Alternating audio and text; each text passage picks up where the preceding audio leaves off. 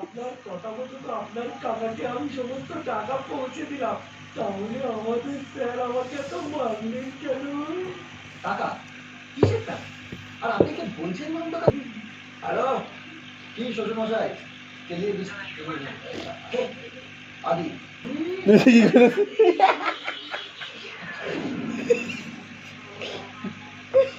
তুমি কুড়ে ঘরে গেছো, মশা কামড়াচ্ছে।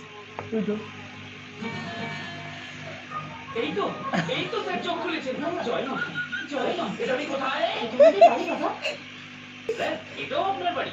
ওর থেকে লোক এসে খাট সমেত আপনাকে বাড়ি বেড়ে বার করে দিয়েছিল।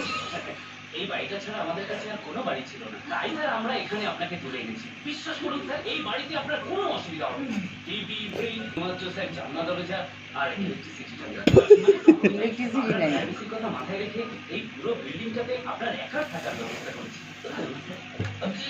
আরেকটা যারা স্যার এই ফ্ল্যাটগুলো কিনেছেন তারা সবাই এই বুকিং এর পয়সা রিটার্ন চাইছে স্যার।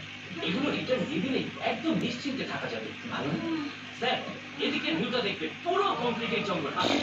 স্যার ভিউটা কেমন? স্যার ধারে যাবেন না? ভালো হয়েছে নন্দ, তোমার কোনো মেয়ে নেই। লোকে বলে মেয়ে লক্ষ্মী, সঙ্গে পেঁচাটার কথা কেউ ভাবে না। সবসময় আদিকে দোষ দেবে না তো। ওটা আদি নয়, ওটা বজ্জাতের কাঁদি, বুঝেছো? ঘুমের ঘুরে ওই আমার বাড়ি চড়া করেছে।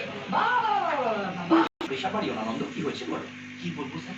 ঢং করো না, যা হচ্ছে সেটা বলো। স্যার আমাদের হাতে ওই যে আর একটাই জমি ছিল এয়ারপোর্টের কাছে, ওই জমিতে মাটি খুঁড়তে গিয়ে ঠাকুর উঠেছে স্যার, রাতারাতি মন্দির হয়ে গেছে।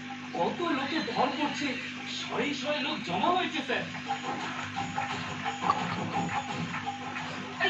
কি হলো গো? স্যার আপনার পেটে কি স্ট্রোক হলো?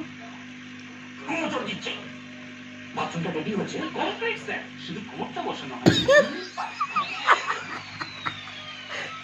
চল দেখবো।